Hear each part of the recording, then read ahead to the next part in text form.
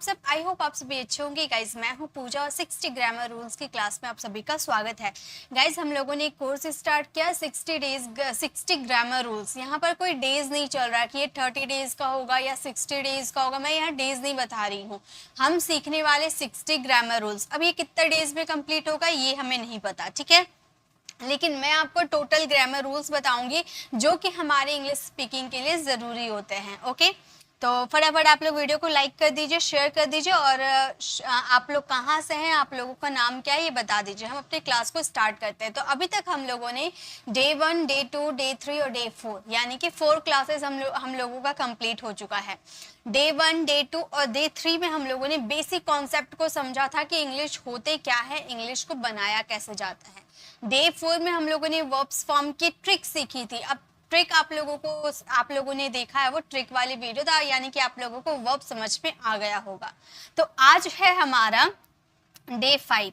आज है हमारा क्या, डे 5। और डे 5 में मैं आपको ऐसा कॉन्सेप्ट क्लियर करवाने वाली हूँ जो कि हमारे स्पोकन के लिए ज़रूरी तो होते हैं और साथ में हमारी कॉम्पिटिटिव एग्जाम की अगर आप तैयारी कर रहे हो उसमें भी ज़रूरत पड़ते हैं।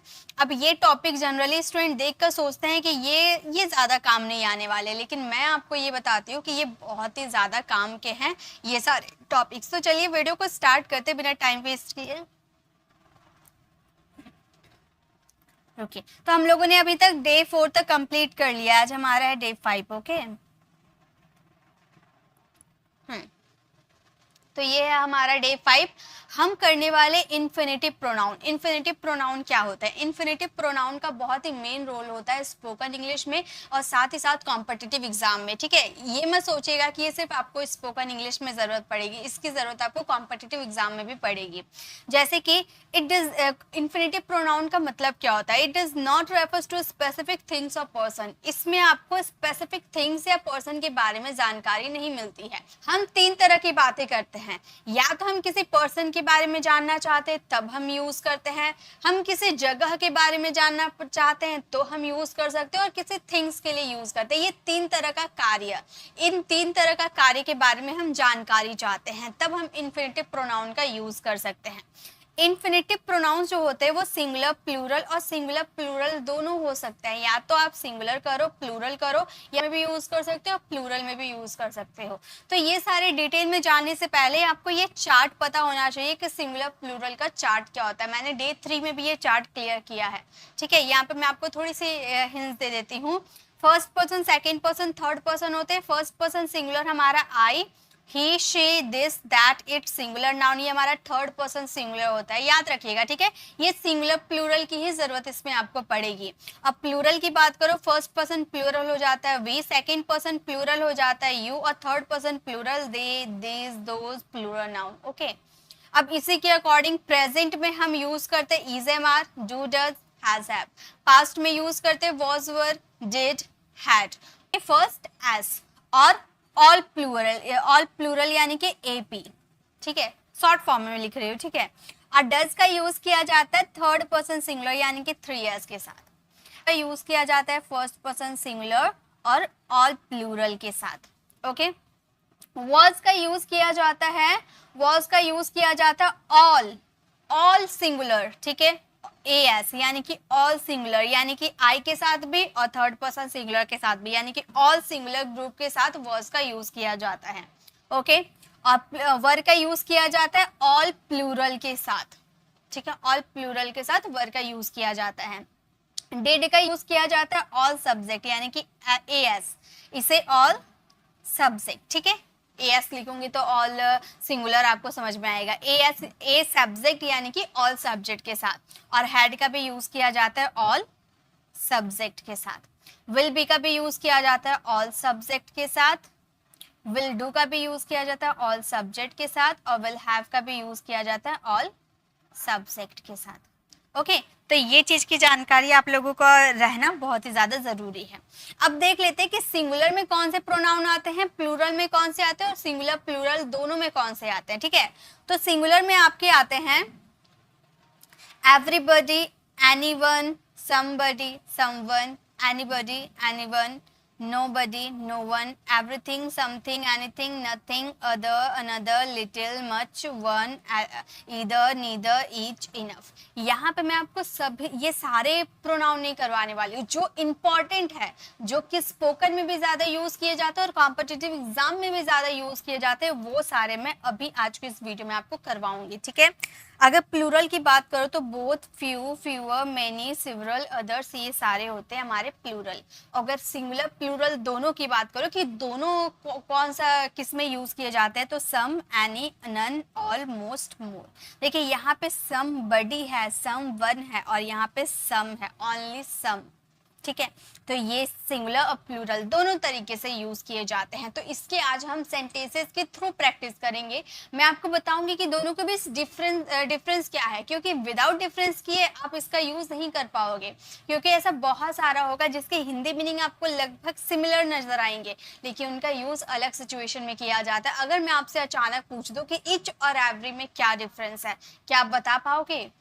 नहीं बता पाओगे, लेकिन मैं बताऊंगी आज के इस वीडियो में। मैं आपको बताऊंगी कि ईच एवरी का क्या डिफरेंस है, समबडी समवन कब यूज किया जाता है, क्योंकि कई सारे स्टूडेंट सोचते हैं समवन लगाओ या समबडी लगाओ, कंफ्यूज होते हो ना। आज के बाद नहीं होगे, बहुत ही इंपॉर्टेंट क्लास है आज की ये, ठीक है।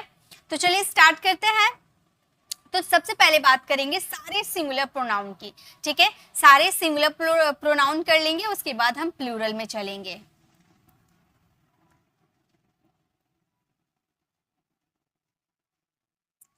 ओके, सारे सिंगुलर कर लेंगे, उसके बाद प्लूरल में चलेंगे।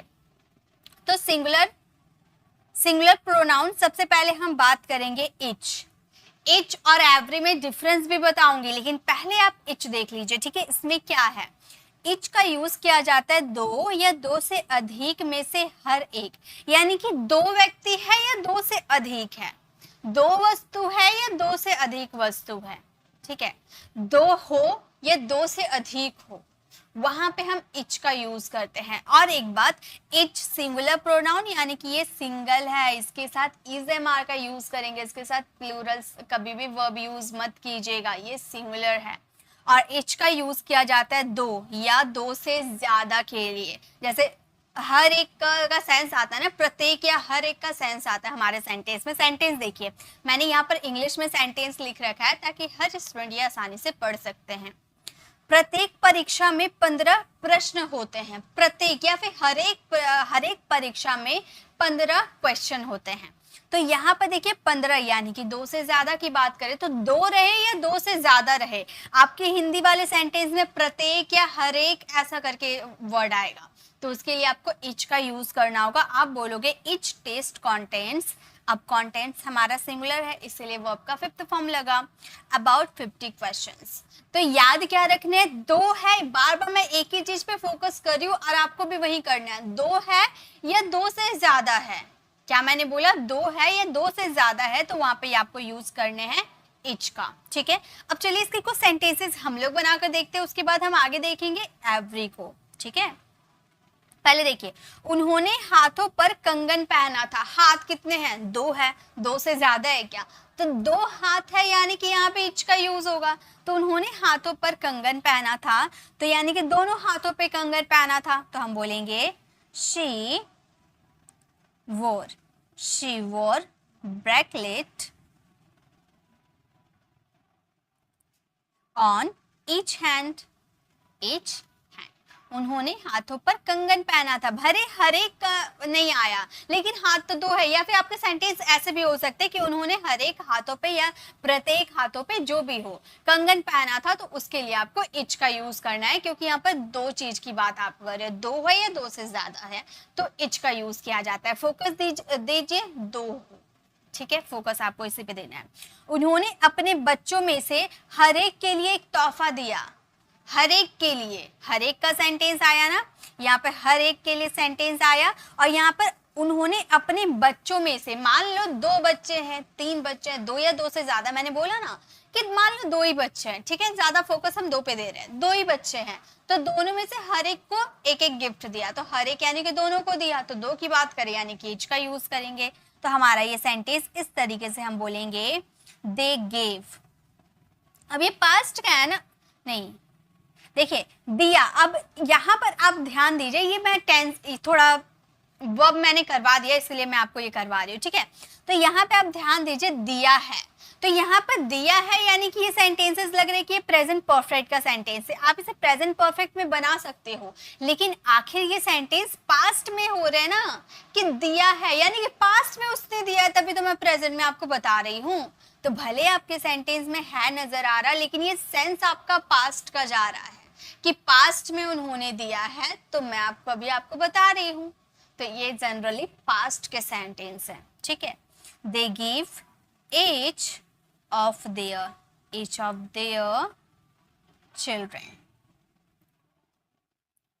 children a gift। उन्होंने अपने बच्चों में, ठीक है, उन्होंने अपने बच्चों में से हर एक के लिए एक तोहफा दिया। They gave each of their children a gift. Okay, तो यहाँ पे आपने क्या समझा कि ईच का यूज हम वहां करेंगे जहां पर दो या दो से अधिक की बात कर रहे हैं, ठीक है। अब एवरी भी समझ लीजिए, एवरी क्या है? एवरी का मतलब होता है, दो से ज्यादा में से। अभी हम लोगों ने ईच में देखा दो या दो से ज्यादा, यानी कि उस पर ज्यादा फोकस आप दो पे दीजिए। दो रहेगा तो इच का ही यूज करेंगे, और दो से ज्यादा रहा तो एवरी का यूज करेंगे। हालांकि दो से ज्यादा रहा तो आप इच का यूज कर सकते हो, बिल्कुल कुछ गलती नहीं होगा, आप वहां पे इच का यूज कर सकते हो। लेकिन ज्यादा अगर मैं बोलूं ज्यादा अच्छा होगा तो वहां पर एवरी का यूज कीजिएगा, क्योंकि दो से ज्यादा के लिए एवरी परफेक्ट है। लेकिन दो वस्तु, सिर्फ दो चीजें हो तो दो चीजों के लिए इच का यूज कीजिएगा, ना कि एवरी का।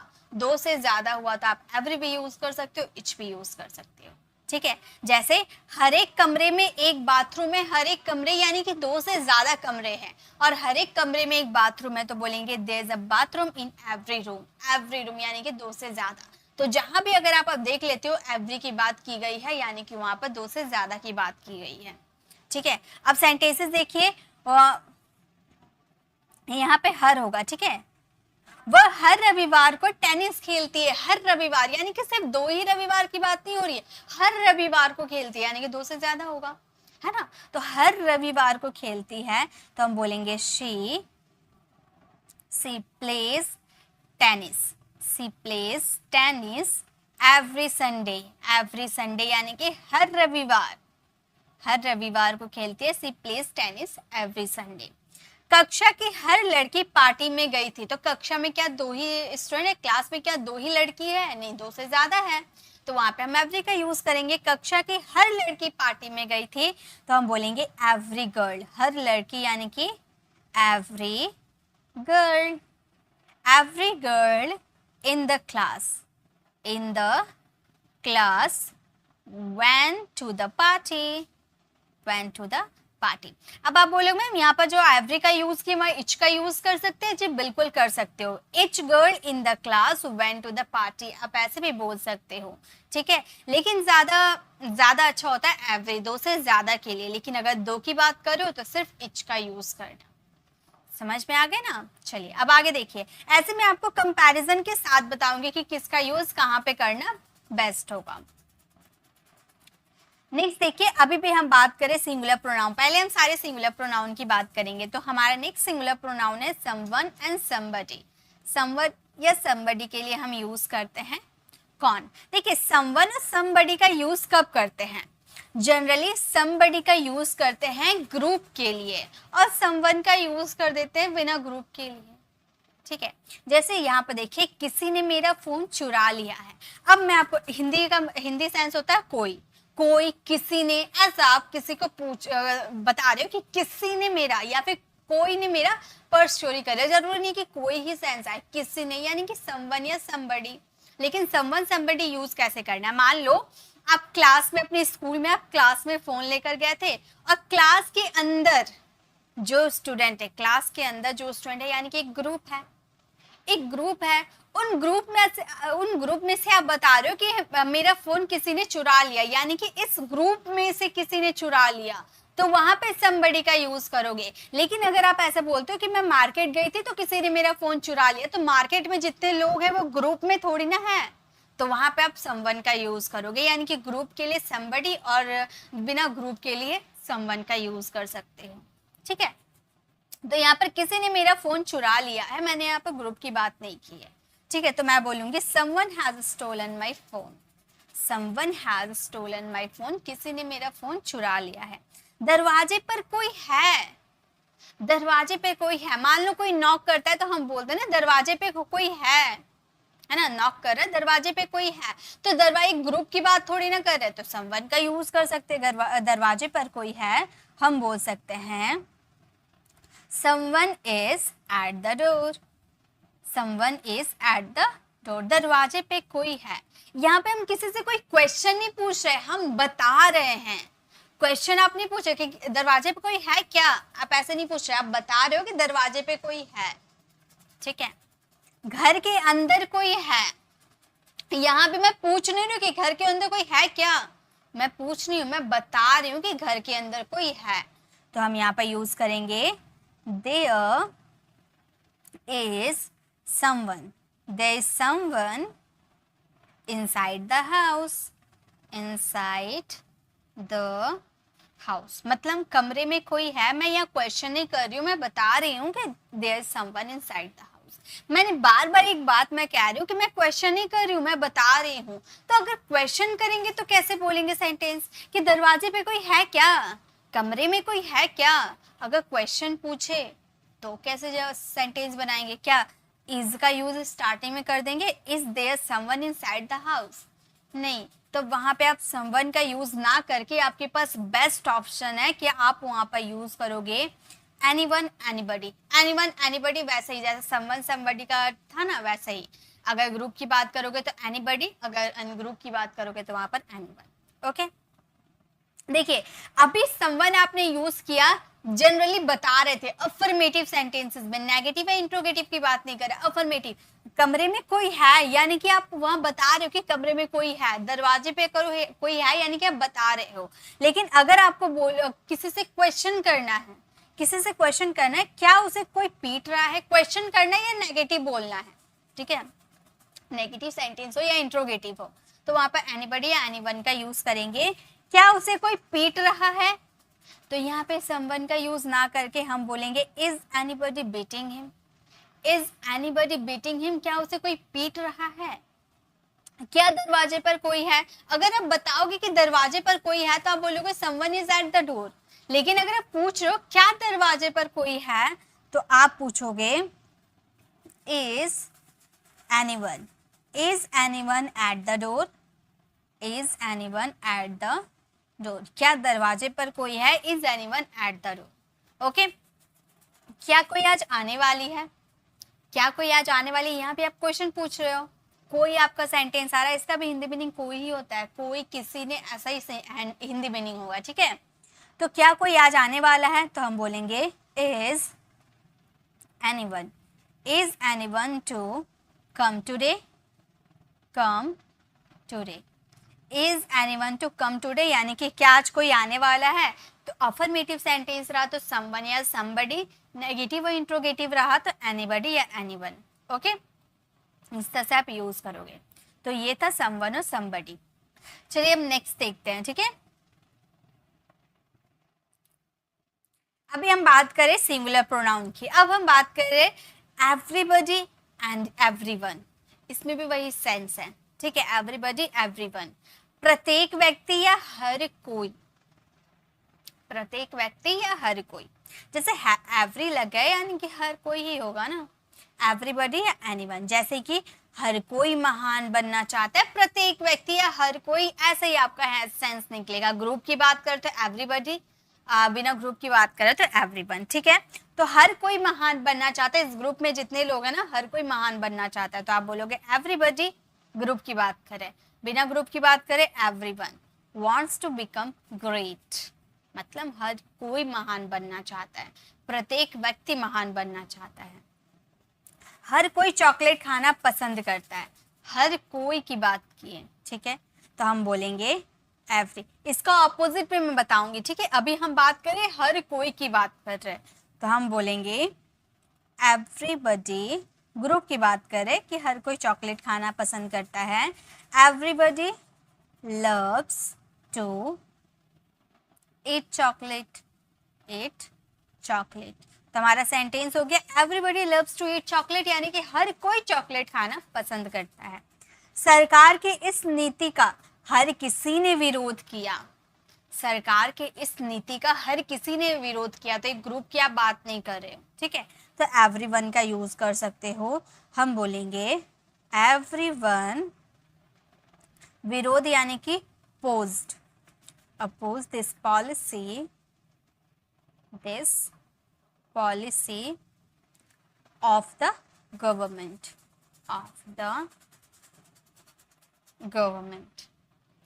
सरकार की इस नीति का हर किसी ने विरोध किया। Everyone oppose this policy on the government, ठीक है, ऑफ द गवर्नमेंट। तो इस तरह से आपको एवरीबडी और एनीवन का यूज करना है प्रत्येक व्यक्ति या हर कोई के लिए, ठीक है। अब यहाँ पर प्रत्येक व्यक्ति या हर कोई के लिए एवरीबडी या एवरीवन का यूज किए। इसका अपोजिट अगर हमें बोलना हो, जैसे कि कोई भी नहीं, हर कोई का अपोजिट कोई भी नहीं, यानी कि nobody no one. Okay, nobody no one same sense निकलता है। ग्रुप की बात करोगे तो नोबडी, अनग्रुप की बात करोगे तो नो वन। जैसे कोई भी इस प्रश्न का जवाब नहीं दे सका, अब ऐसे बोलते हर कोई इस प्रश्न का जवाब दे सका, तो यहाँ पर नोबडी के जगह एवरीबडी यूज करते हैं, everybody could answer this question. लेकिन यहाँ पे हम बोले कोई भी नहीं, कोई भी नहीं, यानी कि नोबडी, कोई भी नहीं इस प्रश्न का जवाब नहीं दे सका, तो बोलेंगे nobody could answer this questions, ठीक है। कोई भी नहीं आया तो हम बोलेंगे कोई भी नहीं आया, यानी कि नो वन हैज कम। कोई भी नहीं आया है, नो वन हैज कम। कम हमारा वर्ब की थर्ड फॉर्म है, ठीक है। वहां कोई नहीं जाना चाहता है, वहां कोई नहीं जाना चाहता है, तो हम बोलेंगे नोबडी। ग्रुप की बात करें, ग्रुप वाले को नहीं जाना चाहते, ग्रुप वाले की मर्जी जानते हैं, बिना ग्रुप वाले की मर्जी थोड़ी ना जानेंगे, तो हम बोलेंगे नोबडी वांट्स। सिंगुलर है तो वर्ब का फिफ्थ फॉर्म ही लगेगा ना, वांट्स टू गो देयर। हमारा सेंटेंस फ्रेम हो जाएगा nobody wants to go there, मतलब वहां कोई नहीं जाना चाहता है। तो इस तरह से आप सेंटेंसेस बनाओगे, एवरीबडी, एवरीवन यानी कि हर कोई, उसका ऑपोजिट नोबडी या नो वन यानी कि कोई भी नहीं, ठीक है। नेक्स्ट देखिए, अब हम बात करते हैं समथिंग यानी कि कुछ। ये तो बहुत ज्यादा यूज किया जाता है हमारी डेली लाइफ के लिए, ये तो बहुत ज्यादा जरूरी है। अभी तक मैंने जितना भी आपको करवाया, क्या आपको लगता है कि कोई भी बिना ग्रामर के, बिना कोई भी ऐसा है जो इंग्लिश ग्रामर, जो इंग्लिश स्पीकिंग में यूज नहीं होता है? Each, every, anybody, anybody, somebody, या फिर एवरीवन, नो वन, क्या इनमें से कोई सा भी लगा जो यूज ना किया जाता हो स्पीकिंग में? सारे यूज किए जाते हैं, सारे यूज किए जाते हो। जैसे मैंने सेंस बताया ना, बिल्कुल वैसे ही आपको भी लर्न करने हैं। अगर आप एग्जाम की भी तैयारी कर रहे हो तो भी आपको ऐसे ही समझ के जाने हैं, ठीक है, बहुत काम आएगा। चलिए नेक्स्ट, अब हम बात करते हैं समथिंग। समथिंग का मतलब होता है कुछ, समथिंग मीन्स कुछ। जैसे यहाँ कुछ मिसिंग है, यहाँ कुछ मिसिंग है, तो बोलेंगे something is missing here, something is missing here, यहाँ कुछ मिसिंग है। रोहन कुछ खाना चाहता है, कुछ आएगा यानी कि समथिंग, इसको अपोजिट में मैं बताऊंगी, ठीक है। मैंने बोला कि फुल कंपैरिजन के साथ बताऊंगी, वैसे ही मैं बताने वाली हूँ, ठीक है। तो रोहन कुछ खाना चाहता है, इसे अगर आपको बोलना हो तो आप कैसे बोलोगे? आप कैसे बोलोगे? आप बोलोगे रोहन, सिंगुलर है यानी कि वांट्स, रोहन वांट्स टू, एक मिनट, हम बोलेंगे Rohan wants to eat something, eat something। Rohan कुछ खाना चाहता है तो हम बोलेंगे Rohan wants to eat something। Okay, next है मैं कुछ सोच रहा हूँ, मैं कुछ सोच रहा हूँ, यानी कि कुछ है तो something। हम क्या बोलेंगे? मैं कुछ सोच रहा हूँ, I am thinking something, I am thinking something। अब देखिए, अगर आप पॉजिटिव सेंटेंसेस की बात करते हो, ठीक है, यानी कि अफर्मेटिव, अगर आप अफर्मेटिव सेंटेंसेस की बात कर रहे हो तो समथिंग बेस्ट है, समथिंग का ही यूज कीजिएगा अफर्मेटिव सेंटेंसेस के लिए। बट अगर हमें नेगेटिव या इंट्रोगेटिव सेंटेंसेस बनाना हो, जैसे कि मैं कुछ नहीं सोच रहा हूँ, क्या तुम कुछ सोच रहे हो, तो इसमें क्या समथिंग यूज करेंगे? जी बिल्कुल नहीं, इसमें हम यूज करेंगे एनीथिंग का। समथिंग यानी कि अफर्मेटिव सेंटेंसेस, एनीथिंग यानी कि नेगेटिव और इंट्रोगेटिव सेंटेंसेस। जैसे कि क्या यहाँ कुछ मिसिंग है? हमने क्या बोला? यहाँ कुछ मिसिंग है, हम बता रहे थे। जनरली हम आगे वाले पर्सन को बता रहे थे यहाँ कुछ मिसिंग है, तो हम बोल रहे थे समथिंग इज मिसिंग हियर। लेकिन यहाँ हम पूछ रहे क्या यहाँ कुछ मिसिंग है, तो आप बोलोगे is anything missing here. Something का क्या हो गया? एनीथिंग हो गया। Is anything missing here? वह कुछ नहीं खरीदना चाहती है, कुछ नहीं यानी कि एनीथिंग, तो हम बोलेंगे शी। आप बोलोगे मैम एनीथिंग की जगह नथिंग यूज कर सकते हैं। गाइज वो भी मैं अभी आपको बताऊंगी, तो उसमें भी आपको क्लियर हो जाएगा। ठीक है, यहाँ पर एनीथिंग आप समझ लो, तो हम बोलेंगे she does not want to buy anything। तो हमारा सेंटेंस हो गया वो कुछ नहीं खरीदना चाहते। She does not want two by anything. मैं कुछ नहीं सोच रहा हूँ, मैं कुछ नहीं, क्या तुम सोच, मैं कुछ सोच रहा हूँ। अगर मुझे बताना हो मैं कुछ सोच रही हूँ, तो मैं बोलूंगी आई एम थिंकिंग समथिंग। लेकिन अगर मुझे बोलना हो कि मैं कुछ नहीं सोच रही हूँ, तो मैं क्या बोलूंगी? मैं बोलूंगी I am not thinking anything. मतलब मैं कुछ नहीं सोच रही हूँ, आई एम नॉट थिंकिंग। ठीक है, तो इस तरह से आपको समझ में आ गया।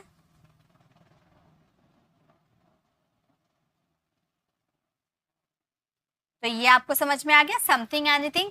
अब मैं आपको बता देती हूँ कि नथिंग का क्या लफड़ा है यहाँ पर। ठीक है, नथिंग भी आपको समझा देती हूँ। नथिंग का मतलब होता है कुछ नहीं।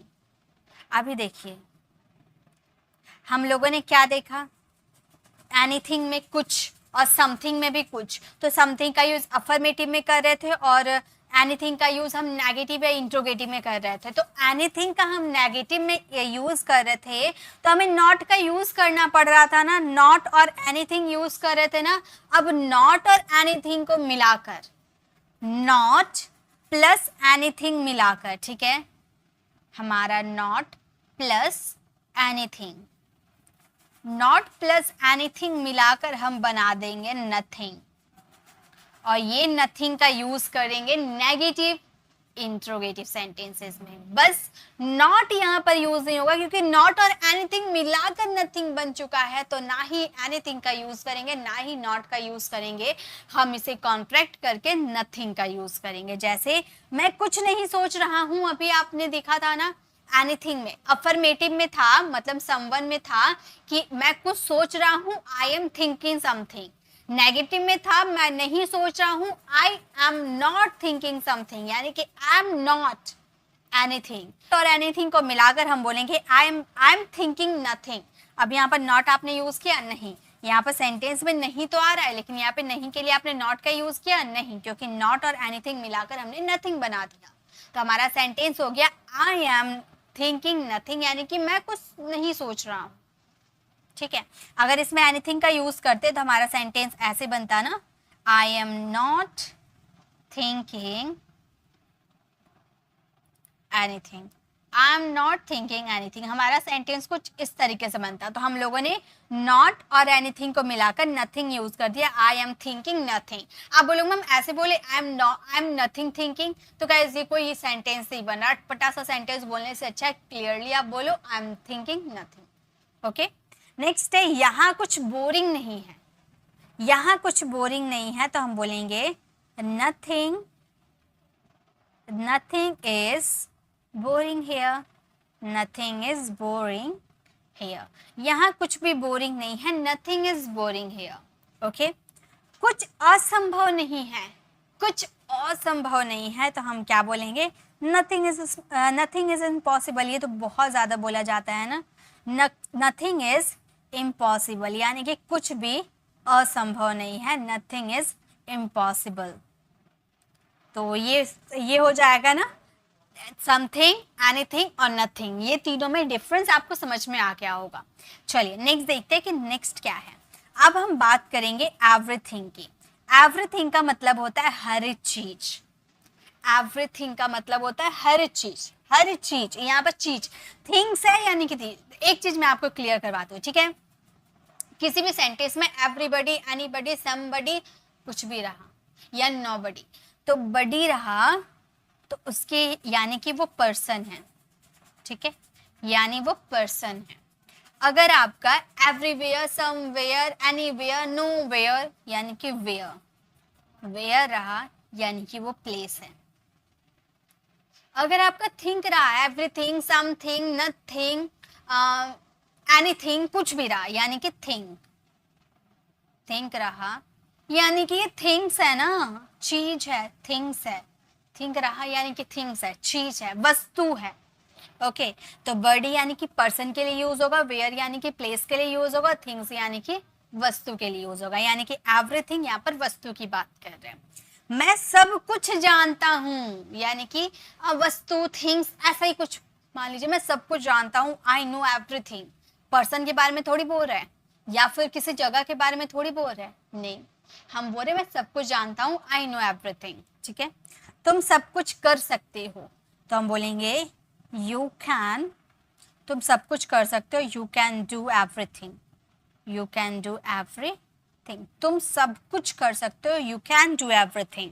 वे लोग ने सब कुछ पढ़ लिया है, वे लोगों ने सब कुछ पढ़ लिया है तो हम बोलेंगे they have read, they have read everything, they have read everything. अब बोलो मैम यहाँ पर आपने प्रोनाउंसिएशन गलत कर दिया, आपने रीड को रेड बोल दिया, रेड तो कलर होता है, रेड मतलब लाल कलर। गाइस ये रेड मैं कलर की बात नहीं कर रही हूँ। रीड जब फर्स्ट फॉर्म में आता है तो उसे रीड बोला जाता है, लेकिन वो सेकेंड या थर्ड फॉर्म में चला जाता है, फर्स्ट सेकेंड थर्ड तीनों होते हैं बिल्कुल सेम स्पेलिंग, लेकिन प्रोनाउंसिएशन अलग हो जाती है। फर्स्ट फॉर्म में रीड, सेकेंड और थर्ड फॉर्म में रेड, रीड, रेड, रेड, याद रखिएगा। तो आई हैव रेड एवरीथिंग, ना कि I have read everything.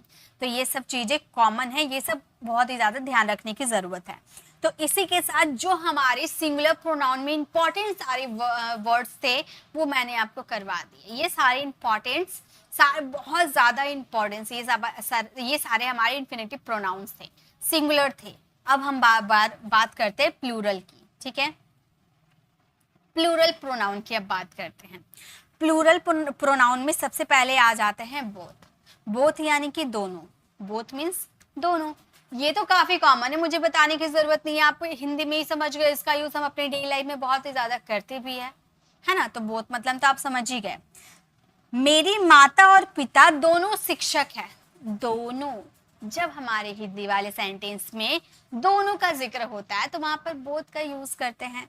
Both my parents are teachers, both my parents are teachers मतलब मेरे माता और पिता दोनों दोस्त हैं। राम एंड श्याम मेरे दोस्त हैं, both Ram and Shyam are my friends. Okay तो इस तरह से बोथ, दोनों का जिक्र होगा ना तो वहां पे बोथ का यूज करेंगे। ओके नेक्स्ट देखिए, दोनों के पास कारें हैं, मतलब कार, कार है, कार, ठीक है। दोनों के पास कारें हैं, दोनों यानी कि बोथ। प्लूरल है, प्लूरल है तो कभी भी आप सिंगुलर प्रोनाउन का यूज मत कीजिएगा। आप बोलोगे मैम यहाँ तो बहुत कंफ्यूजन हो रही है, यहाँ पर हैज का यूज करें ना हैव।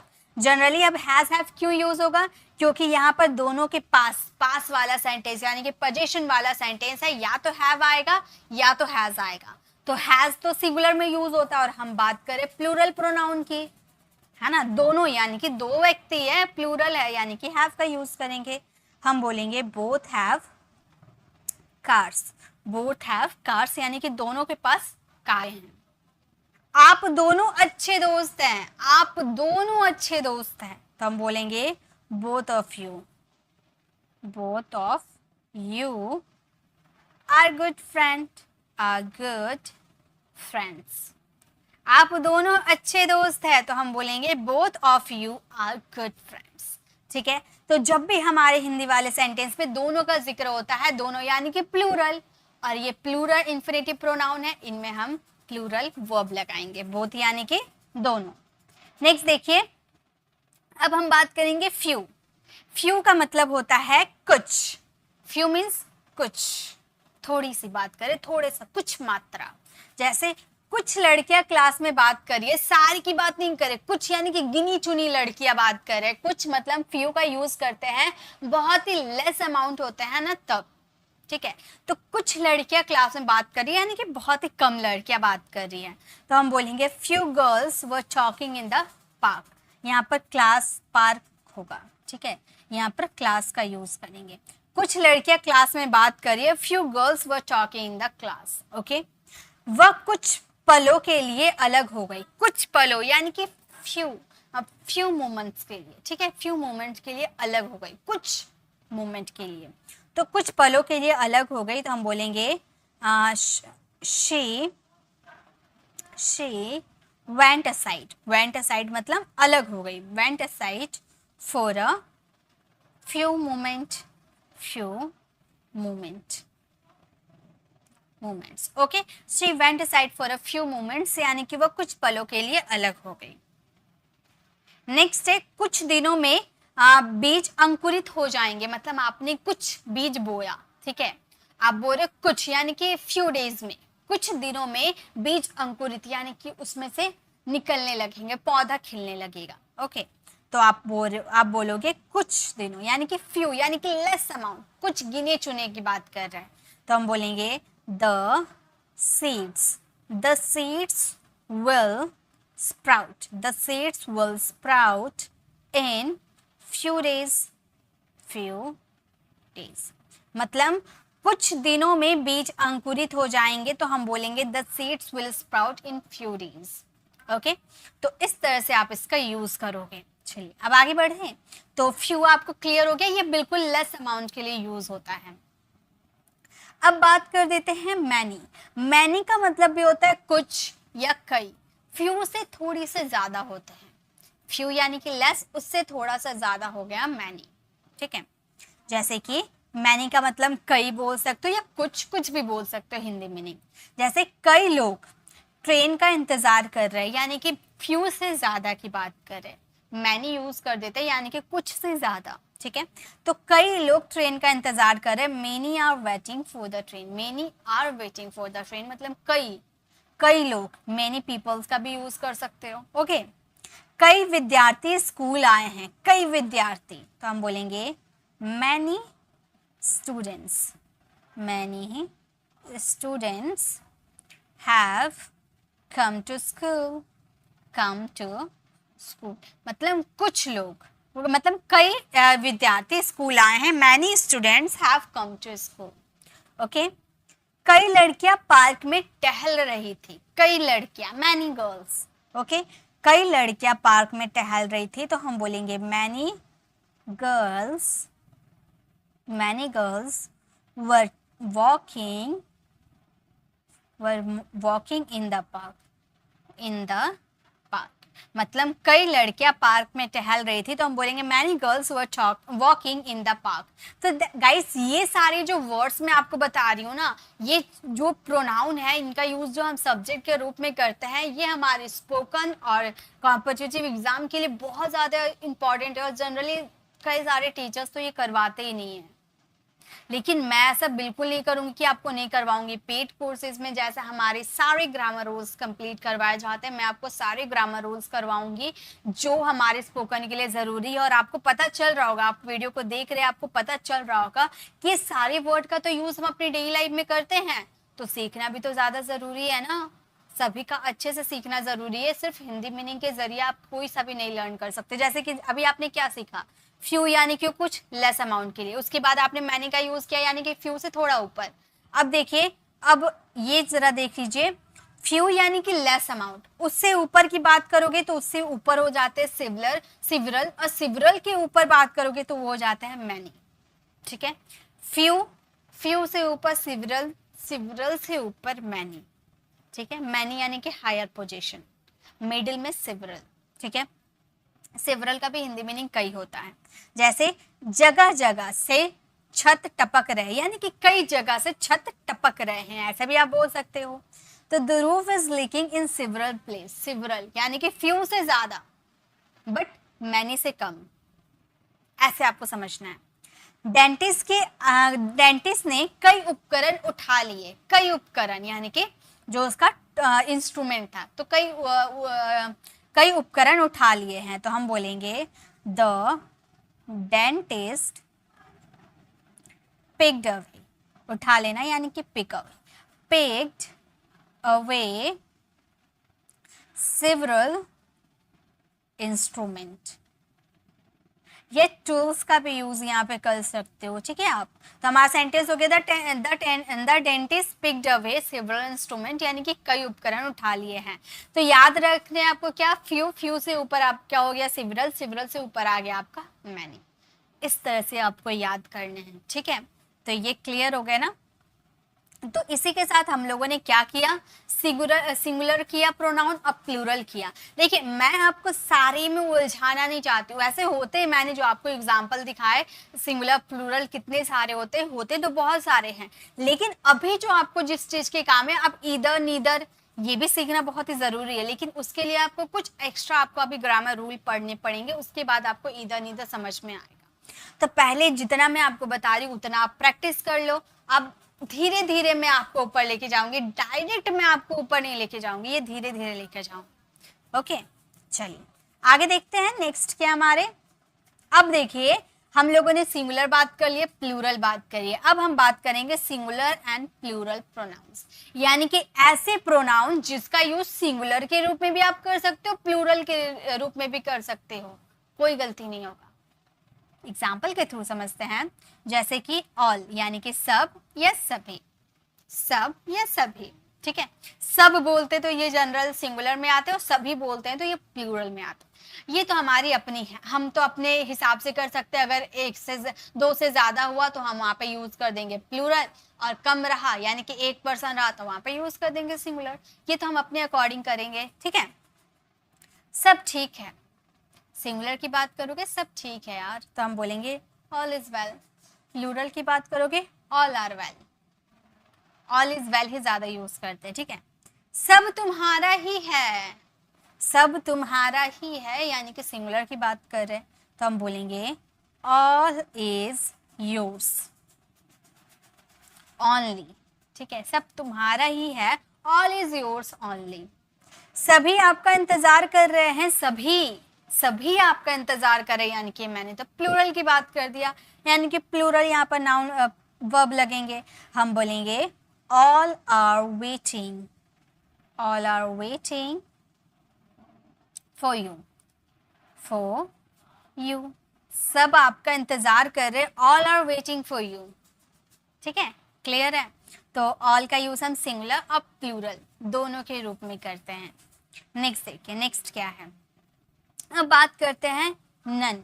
नन का मतलब होता है कोई नहीं, नन मीन्स होता है कोई नहीं, और इसका भी यूज हम सिंगुलर और प्लूरल दोनों के रूप में करते हैं। जैसे कुछ भी ठीक नहीं है, अभी हमने बोला था सब कुछ ठीक है, ऑल इज वेल। अब हम बोले कुछ भी ठीक नहीं है, तो हम बोलेंगे none is well, none is well, कुछ भी ठीक नहीं है ना। कोई भी तुम्हारा इंतजार नहीं कर रहा है, अभी हम पढ़े थे कि सभी तुम्हारा इंतजार करे, all are waiting for you, लेकिन यहाँ पे हम बोलेंगे कोई भी तुम्हारा इंतजार नहीं कर रहा है। तो यहाँ पे हम प्लूरल की बात करें, कोई भी तुम्हारा इंतजार नहीं कर रहा है, यानी कि प्लूरल की बात करें, तुम लोगों का कोई भी इंतजार नहीं कर रहा है, तो हम बोलेंगे ऑल। अगर आप यहाँ सिंगुलर तुम्हारा है तो जनरली सिंगुलर का ही साउंड आ रहा है, तुम लोगों का रहता है तो ये प्लूरल का साउंड आता है, सिंगुलर का साउंड आ रहा, सॉरी ऑल का यूज नहीं, नन का यूज करेंगे।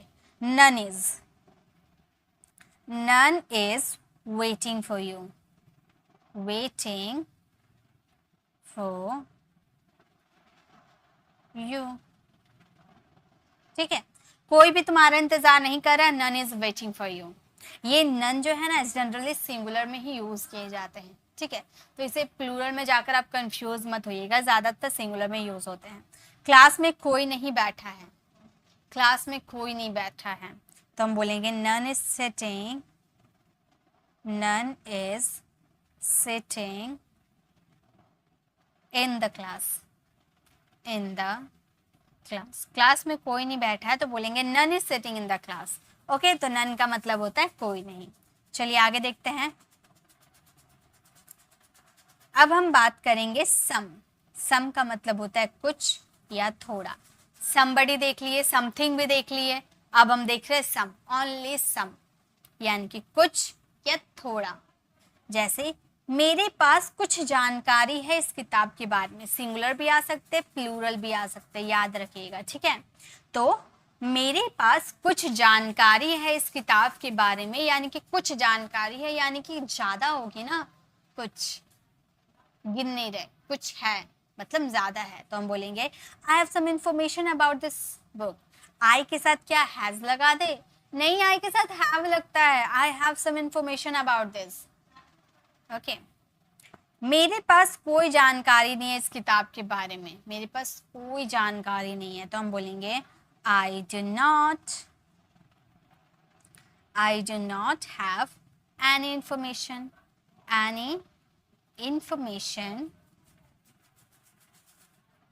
about this book, अब देखिए, जैसा मैंने आपको any, something, anything, somebody, anybody में क्या बताया था, सम का यूज होता है अफर्मेटिव सेंटेंसेस के लिए और एनी का यूज होता है नेगेटिव और इंट्रोगेटिव के लिए। तो फर्स्ट सेंटेंस हमारा था अफर्मेटिव, तो हमने सम का यूज किया, बट सेकंड सेंटेंस हमारा नेगेटिव था, मेरे पास कोई जानकारी नहीं है इस किताब के बारे में, यानी कि नेगेटिव था, तो हमने सम के जगह क्या यूज किया, एनी का यूज किया। I do not have any information about this book. Any means negative या इंट्रोगेटिव में यूज होता है, याद रखिएगा, ठीक है। नेक्स्ट देखिए, नेक्स्ट है मेरे पास कुछ पेन है, कुछ पेन है, सम पेन। ओके, तो हम बोलेंगे I have some pen, I have some pens. मेरे पास कुछ कलमें हैं, कुछ पेन्स है, I have some pens. Okay, next और लास्ट हमारा ये सिंगुलर प्रोनाउन, ये हमारा लास्ट है। ओके, मैं आपको ज्यादा नहीं, बस इतना अगर आप कर लेते हो ना तो आप स्पोकन में बहुत ही ज्यादा ग्रो कर सकते हो, स्पोकन के लिए बहुत ज्यादा जरूरी है। अब है हमारा मोर। मोर का मतलब होता है ज्यादा। अभी सम यानी कि कुछ, मोर यानी कि ज्यादा, ज्यादा। वो और ज्यादा खाना चाहता है, और ज्यादा, तो हम बोलेंगे he wants more food, he wants more food, यानी कि वो और ज्यादा खाना चाहता है। क्या तुम अपनी चाय में और चीनी चाहोगे? और ज्यादा, क्या तुम अपने चाय में और चीनी चाहोगे? तो हम बोलेंगे would you like some sugar. यहाँ पे मैं आपको ये सब नहीं बता रही कि वुड यू लाइक कहाँ से आया, इसके लिए आपको मॉडल सीखने पड़ेंगे, मॉडल सीखोगे तो आपको ये क्लियर हो जाएगा, ठीक है। तो हम बोलेंगे क्या आप अपनी चाय में और चीनी चाहोगे? तो बोलेंगे would you like some more sugar in your tea। क्या तुम अपने चाय में और चीनी चाहोगे? तो हम बोलेंगे would you like some more sugar in tea। ठीक है, नेक्स्ट है योर टी, अपने चाय में। नेक्स्ट है तुम्हारे विचार उससे ज्यादा अच्छे हैं। तो ये सेंटेंस आप फ्रेम कीजिएगा और इसका आंसर कमेंट में दीजिएगा। विचार यानी कि थॉट्स, योर थॉट्स, ठीक है। तो ये सेंटेंस आप फ्रेम कीजिएगा और कमेंट में दीजिएगा। गाइस, ये जरूरी नहीं है कि आप एकदम सही आप इसे ट्रांसलेट करोगे, अगर गलती भी होता है ना तो मैं आपको क्लियर करवा दूंगी। बस मेरा मकसद ये था कि आपको इन वर्ड्स के बारे में जानकारी होना जरूरी है कि समबडी का कब यूज किया जाता है, एनीबडी का कब यूज किया जाता है, समवन का कब यूज किया जाता है, समथिंग क्या होते हैं, एनीथिंग क्या होते हैं, मोर क्या होते हैं, ऑल क्या होते हैं, नन क्या होते हैं। मैं चाहती थी कि ये आप जान लो, क्योंकि जब आप टेंसेज और मॉडल्स, प्रीपोजिशन ये सब बनाते हो ना तो इसकी जरूरत उसमें पड़ती है, इन सब की जरूरत उसमें पड़ती है। या एडवांस इंग्लिश हम बोलते हैं ना तो इसमें तो बहुत ही ज्यादा इन सारे वर्ड्स की जरूरत पड़ती है, तो ये सब सीखना बहुत ही ज्यादा जरूरी है। तो ये सब तो मैंने क्लास में करवा दिया, बट इसके पीडीएफ के लिए प्रैक्टिस चाहिए। बिना प्रैक्टिस के आप नहीं यूज कर पाओगे इसे अपने डेली लाइफ में। तो प्रैक्टिस के लिए आप हमारे टेलीग्राम चैनल को जरूर ज्वाइन कीजिएगा। प्री इंग्लिश क्लासेस, जो हमारे यूट्यूब चैनल का नाम है वही हमारे टेलीग्राम चैनल का नाम है। डिस्क्रिप्शन में दिए गए लिंक पर आप क्लिक करके आप हमारे टेलीग्राम चैनल को ज्वाइन कर सकते हो। वहां पे आपको इसके फ्री ऑफ कॉस्ट पीडीएफ मिल जाएगी। मैंने day first, day second, day third और डे फोर्थ यानी कि 4 डेज की मैंने वहां पे अपलोड कर रखी हूँ पीडीएफ। और मुझसे इस फ्रेंड ने कमेंट किया कि मैम आप सारे ग्रामर रूल यानी कि 60 ग्रामर रूल जब कंप्लीट हो जाएंगे तो सभी को एक ही में पीडीएफ में करके आप हमें दीजिएगा ताकि एक साथ ही हमारे पास रहे। तो जी बिल्कुल मैं दूंगी, वो भी मैंने तैयारी कर रखी है। पूरे 60 ग्रामर रूल्स हमारे कंप्लीट हो जाएंगे तो सारे जितने मैंने इस वीडियो में करवाऊंगी 60 ग्रामर रूल में जितने भी क्लासेस होगी सभी की एक ही बात सीक्वेंस लाइन बाय लाइन यानी कि डे वाइज आपको सारी पीडीएफ में मिल जाएगी, मतलब एक ही पीडीएफ में आपको सभी कुछ मिल जाएगा। ठीक है, अभी तो मैं सिंगल सिंगल शेयर कर रही हूँ ताकि आप प्रैक्टिस कर पाओ, फिर एक ही बार आपको बुक जैसा मैं आप लोगों से शेयर कर दूंगी। ठीक है, तो आज की क्लास कैसे लगी कमेंट में जरूर बताइएगा गाइज। अच्छी लगी तो लाइक कीजिएगा, अपने फैमिली फ्रेंड्स को जरूर शेयर कीजिएगा। ये हमारी स्पोकन इंग्लिश के लिए बहुत जरूरी है तो इसे इग्नोर बिल्कुल नहीं करना है, प्रैक्टिस करना है। प्रैक्टिस करके कमेंट में जरूर बताइएगा कि आज की ये क्लास आप लोगों को कैसे लगी, इन्फॉर्मेटिव लगी या नहीं। तो मिलते हैं नेक्स्ट ऐसे इन्फॉर्मेटिव क्लास में। Till then bye bye, take care.